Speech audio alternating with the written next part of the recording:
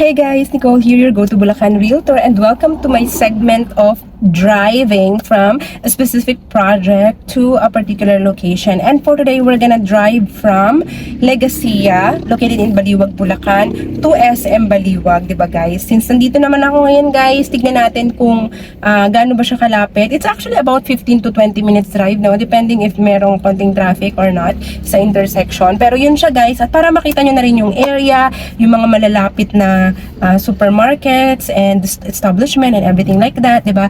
Kung baga, you will have an idea na sa lugar ng Legacia dito po by Dolmar Land sa Baliwag, Bulacan. So, samahan niyo ako. So, ayan siya guys, diba? Nakikita nyo naman yung Legacia na pre-selling, wala ka pang makikitang kahit anong project dito or kahit anong kahit anong bahay kasi ongoing land development, and at the same time wala pang nakatayong model unit kasi 5 years pa yung estimated nito na mata-turn over. So magda-drive ako guys from, nakita nyo naman 'di ba? Nakita nyo yung Legacia. Yan. So it's our drive from Legacia to SM Baliwag, Bulacan. Samahan niyo ako guys, 'di ba? Dito masarap mag-road trip kasi may magandang mga view, 'di ba? Higit na nga natin yung ating camera. Ayan. And guys, chill lang. Actually, umulan pa nga ngayon eh. Pansin nyo.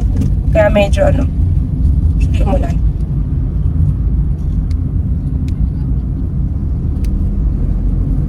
Madali siyang mapuntahan, madali siyang i-drive yung project. Malapit sa lahat ng kailangan mo. So, enjoy the ride with me.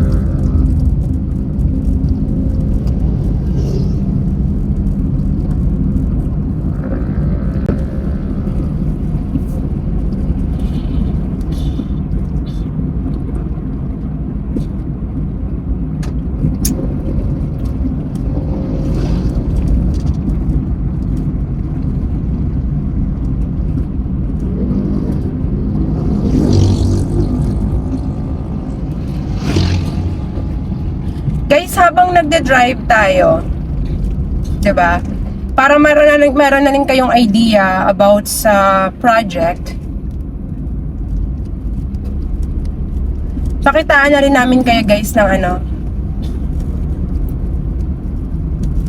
sample computation or some project details showing on the screen, okay?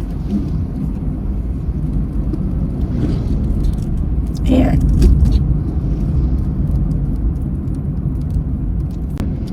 As you can see guys, our drive is still very smooth.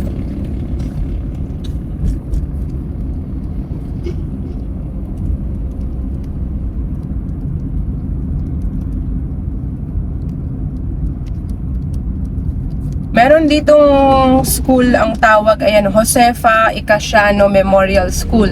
So, may elementary school na malapit.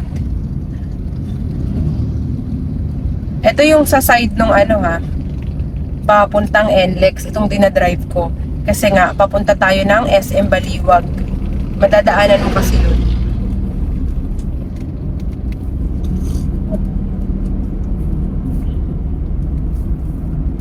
Mga 5 minutes away siya sa yung pinakabayan na may mga palengke, pamilihan, mga ganun.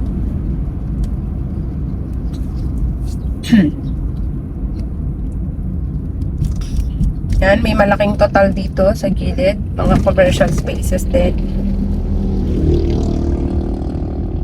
Ano pa talaga ang Baliwag guys? Marami pa talaga part na mapalayan, ganon, mga taniman. Ganon siya dito, guys. Kaya ano din, nakaka-relax lang din mag-drive. Yung ganitong ambience, you know. Syempre, parang kung sawa ka na sa ano, 'di ba? Sa Manila na puro building, sa syudad na puro high-rise, ganyan. Wala kang masyadong makitang nature. Dito naman, puro nature. Pero at the same time, ano pa rin siya, malapit pa rin siya sa mga importanteng bagay na kailangan mo, paaralan, pamilihan, hospital, 'di ba? Malls, ganyan, for entertainment, and then expressway, 'di ba? Buti nga sila dito, meron silang SNR, guys, eh. Yun doon na along Pulilan bypass road. 'Di ba? So yun lang maganda kapag ka Bulacan province, ganyan.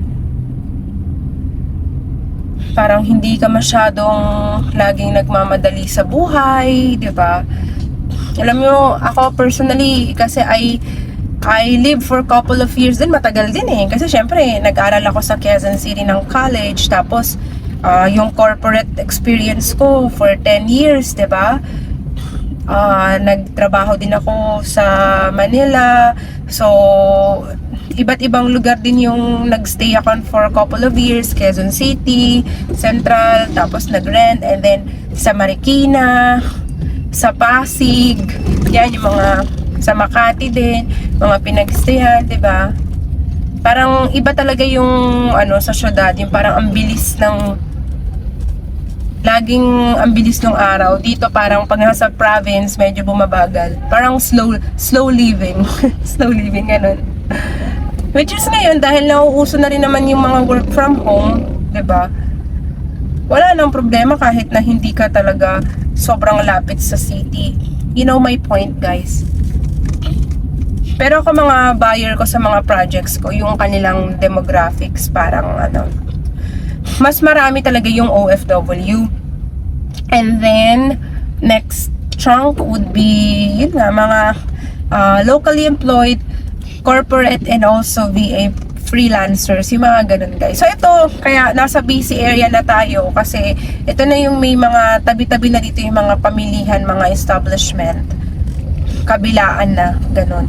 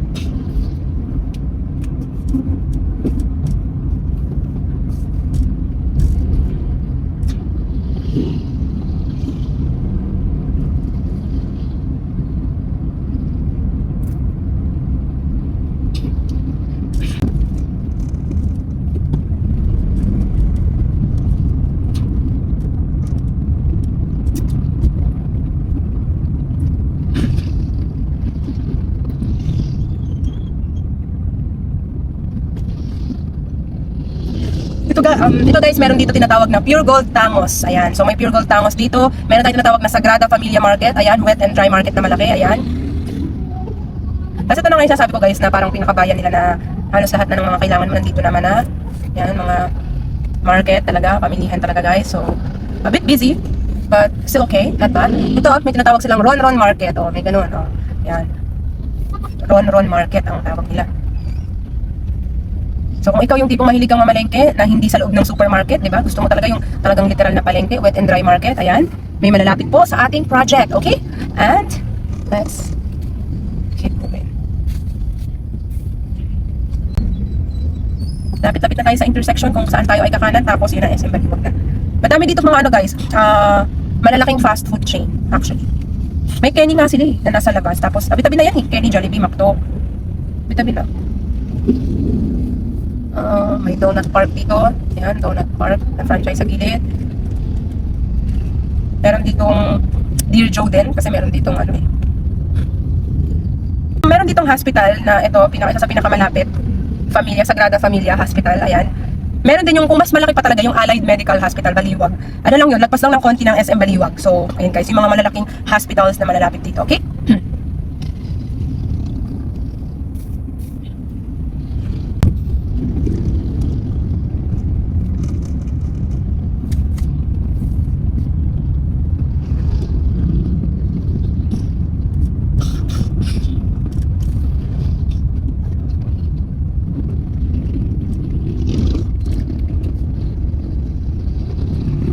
Kung nakita nyo tong intersection dito na may stoplight tapos may bridge, kapag galing ka sa project natin, tayo ay kakanan.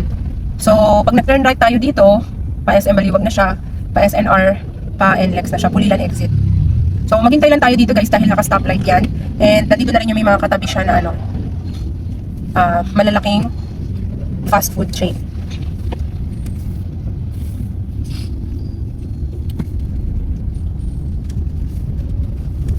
Pakita ko lang sa inyo guys. So meron tayong, okay, tignan mo guys. So may Dunkin, may Seattle's Best Coffee, at meron pang Kenny Rogers. O diba? Nakita nyo naman yan guys. O diba? May mga drive-thru yan. Bago lang tong Dunkin. Okay. Yan o. Tapos, ito nga yung Kenny Rogers, diba? Kita-kita nyo naman sa right side. Kenny Rogers, Seattle's Best Coffee. And then, McDo. Ayan na rin si McDo. Kabilang side. O, diba guys? So, hindi mo siya masasabi na parang baka akala kasi yung iba na mga wala namang alam at idea dito sa area. Akala nila is, malayo sa Kabihasnan. May mga ganun eh. Yung parang, hindi na masyadong naalis ng Manila or hindi naman napunta ng mga ganitong area ng Baliwag, Bulacan. Akala nila malalayo sa Kabihasnan, yung ganun. But in reality, kita nyo naman guys, diba? Napakita ko naman sa inyo yung mga malalapit na vicinity. Kitang-kita nyo naman. Talagang highly accessible at malapit sa lahat. Diba guys? Okay? Ano tayo? From parang kahit lakarin mo nga from doon sa Kenny Rogers, papuntang Baliwag, SM Baliwag. Walking distance na lang siya guys, ganun siya kalapit. May Sogo Hotel dito, ayan, malapit sa SM Baliwag, tsaka Unitap Baliwag.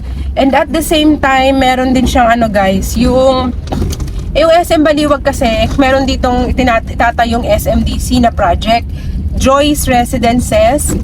Ayan, Joy Residences rather. Ano na yun eh, ayan, SM Baliwag na to. Almost sold out na nga yun guys eh. Pare open na lang. So ayan na guys, there you have it. Our drive from our project to SM City Baliwag. Nakikita nyo naman yung SM City Baliwag guys, 'di ba? Smooth naman ang ating pagmamaneho at masasabi mo na malapit nga ang project sa lahat ng kailangan mo. So what else are you waiting for? You have to contact me as soon as possible if you want to schedule a tripping or if you want to know more about the project, sample computation, online reservation, or scheduled tripping and everything like that, everything that you need, okay? Just contact my Viber and WhatsApp number guys, or just simply subscribe and like to my YouTube channel para lagi po kayong updated sa mga projects na ino-offer natin dito guys sa area ng Bulacan na magaganda ang location. So thank you guys for watching. Don't forget to hit like and subscribe to my YouTube channel. But anyways, that's it. There you have it. Thank you guys for watching and have a nice day.